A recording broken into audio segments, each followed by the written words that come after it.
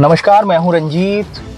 Mercury mic में आपका स्वागत है। आज हम बात करेंगे क्या भारतीय जनता पार्टी 7 चरणों में, या फिर यूं कहें कि चुनाव आयोग ने जो 7 चरणों में चुनाव रखा है, क्या भारतीय जनता पार्टी के लिए 7 चरण कुछ महंगे पड़ रहे हैं।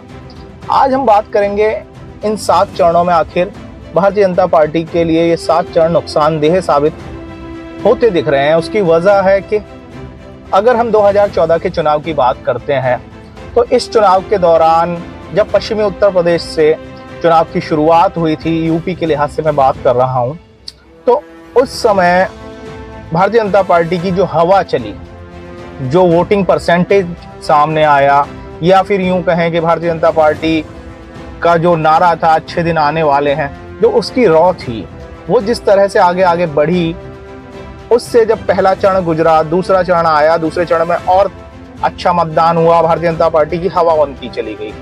तीसरा चरण इसी तरीके से निकला और लगातार 7 चरण में जो चुनाव हुए वो भारतीय जनता पार्टी के लिए बहुत मुफीद, यानी आखिरी चरण तक बहुत मुफीद साबित हुए। और उसका परिणाम ये आया कि 2014 में भारतीय जनता पार्टी अपने दम पर बहुमत में आई। एनडीए की बात तो छोड़िएगा, बीजेपी को 272 प्लस सीटें मिली। लेकिन 2024 का चुनाव इसके उलट चल रहा है। 7 चरणों का चुनाव है। पहले चरण में क्षत्रिय मुखालफत का जो सामना भारतीय जनता पार्टी को करना पड़ा, उसके बाद पहला चरण और वो हवा, पहला चरण जो वोटिंग परसेंटेज डाउन हुआ, क्षत्रियों की मुखालफत देखने को मिली। यही मुखालफत दूसरे चरण में और आगे बढ़ी और प्रत्याशियों का जो अंतर विरोध था, ग्राउंड जीरो पर विरोध था, उसने हवा खराब की। दूसरे चरण के बाद जब तीसरे चरण में चुनाव आया तो यही विरोध आगे बढ़ता गया और जो बीजेपी के खिलाफ, यानी वोटिंग परसेंटेज कम होना या फिर बीजेपी के खिलाफ जो माहौल बना था पहले चरण में, वो दूसरे चरण में बढ़कर सामने आया और तीसरे चरण में भी यही हुआ। और इसके साथ यही आगे कहीं ना कहीं बढ़ता हुआ दिखाई दिया है। जब तीसरा चरण खत्म हुआ तो जो 10 सीटें थी तीसरे चरण में, उन पर बहुत कसमकस मुकाबले देखने को मिले। अंदाजे लगाए जा रहे हैं कि इसमें जो 10 सीटों का चुनाव था तीसरा चरण उत्तर प्रदेश के लिहाज से, वह भारतीय जनता पार्टी को बड़ा नुकसान उठाना पड़ेगा।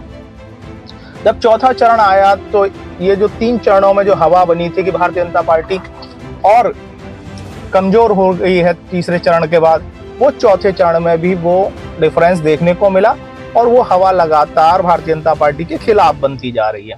अब ये चुनाव आगे बढ़ गया है। जब 5वां चरण होगा तो अवध का हिस्सा होगा, बुंदेलखंड का हिस्सा होगा, रायबरेली और अमेठी जैसी अहम सीटें होंगी, जहां भारतीय जनता पार्टी को बहुत मुश्किलों का सामना करना पड़ेगा। बेशक स्मृति ईरानी अपने आप को मजबूत बता रही है, लेकिन किशोरी लाल शर्मा जैसे कैंडिडेट को देकर कांग्रेस ने एक नई चुनौती भारतीय जनता पार्टी के सामने पेश की है। तो क्या 7 चरणों का जो चुनाव है वो भारतीय जनता पार्टी के लिए फेवर में ना होकर उनकी खिलाफत का चुनाव सा बन गया है? एक माहौल जो पहले चरण से बना वो लगातार आगे बढ़ता जा रहा है। अब ऐसे में जब 5वां चरण होगा, 5वें चरण में रायबरेली है, अमेठी है, लखनऊ है, फूलपुर सीट है, इलाहाबाद है यानी प्रयागराज है, झांसी है, बुंदेलखंड में झांसी रहेगी, चित्रकूट वादा लोकसभा रहेगी, हमीरपुर रहेगी, हमीरपुर महोबा, जालौन सीट रहेगी, जालौन उरई, ललितपुर रहेगी। ये तमाम सीटें रहेंगी जिन पर चुनाव होना है। और जहां तक हम बात करें कि 4 चरण की जो हवा है वो 5वें चरण को भी प्रभावित करेगी। फिर उसके बाद 6वां चरण, क्योंकि 20 अप्रैल को जो है 20 मई को 5वां चरण है और उसके बाद 25 को 6वां चरण होगा। तो अगर हम बात करें जो लगातार 4 चरण हुए हैं, और ये भारतीय जनता पार्टी के लिए कहीं ना कहीं एक खतरे की घंटी सी साबित हो रही है। हालांकि जो वाराणसी का चुनाव है वो भी होना है 6वें 7वें चरण में जाके। वहां प्रधानमंत्री नरेंद्र मोदी ने कल 14 मई को अपना नामांकन दाखिल किया है। उनके प्रभाव में जो सीटें आ रही हैं वो क्या समीकरण बनते हैं वहां पर। प्रधानमंत्री नरेंद्र मोदी को जो, क्योंकि पहले चरण से जो मुखालफत शुरू हुई थी उसमें यह था कि जो क्षत्रिय विरोध है वो इस चीज को लेकर है कि आने वाले समय में अगर 4 जून को क्लियर मेजोरिटी में भारतीय जनता पार्टी की सरकार बनती है तो योगी आदित्यनाथ को लखनऊ से हटाया जा सकता है। तो इसका प्रभाव भी पूरे चुनाव में देखने को मिला है। और उसके बाद अगर हम बात करें, कल जब मोदी जी वाराणसी के मंच पर थे तो उस समय उन्होंने योगी सरकार की जमकर तारीफ की, योगी जी की जमकर तारीफ की।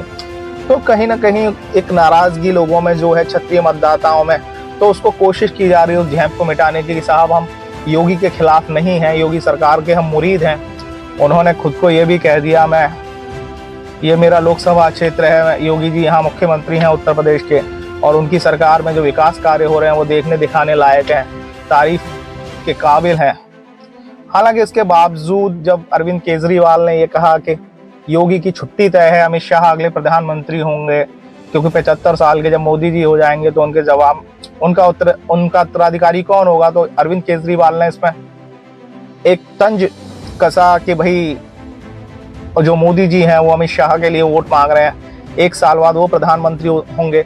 लेकिन योगी के कद की हम बात करें तो योगी का कद वाकई आज भी उत्तर प्रदेश का अगर विधानसभा के परिप्रेक्ष्य में चुनाव देखा जाए तो योगी आदित्यनाथ अपने आप में एक कैपेबल लीडर हैं, उनके सामने कोई खड़ा नहीं होता।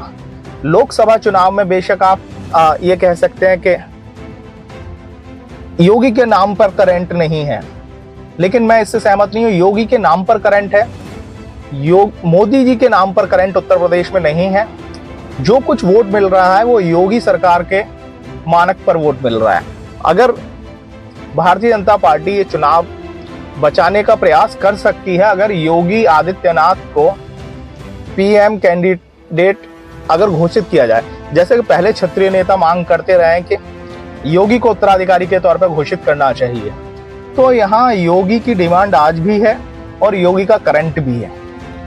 तो 7 चरणों का जो लब्बो लुआब है वो योगी के पक्ष में, यानी योगी जी को बचाने के लिए लगातार विरोध जारी रहा और ये 5वें चरण तक देखने को मिल रहा है। देखने वाली बात होगी 5वें चरण में कितना कुछ बदलता है, क्योंकि 4 चरण जो तमाम मीडिया रिपोर्ट्स आ रही हैं उनके मुताबिक 4 चरण जो है वो भारतीय जनता पार्टी के फेवर में नहीं गए हैं, भारतीय जनता पार्टी को भारी नुकसान हो रहा है। हालांकि चुनाव है, चुनाव अंतिम वक्त तक देखा जाता है, जब परिणाम आता है तब पता चलता आखिर हुआ क्या था। तो हमारा ये वीडियो आपको कैसा लगा, जो हमारी समीक्षा है वो कैसी लगी जरूर बताइएगा। 5वां चरण 20 तारीख को है। आज हम हरियाणा में हैं, हरियाणा में चुनाव में क्या चल रहा है, मेरी ये रिपोर्ट्स आप लगातार देखते रहिए। हरियाणा पर भी मैं समीक्षा करूंगा कुछ, क्योंकि 25 मई को यहाँ चुनाव होना है हरियाणा में, हरियाणा की 10 सीटों पर। इसका लब्बो लुआब लेने हमारी टीम यहाँ पहुंची। अब देखते हैं हरियाणा के चुनाव की बात हम आपसे करेंगे अगले वीडियो में। फिलहाल ये वीडियो आपको कैसा लगा जरूर बताइए।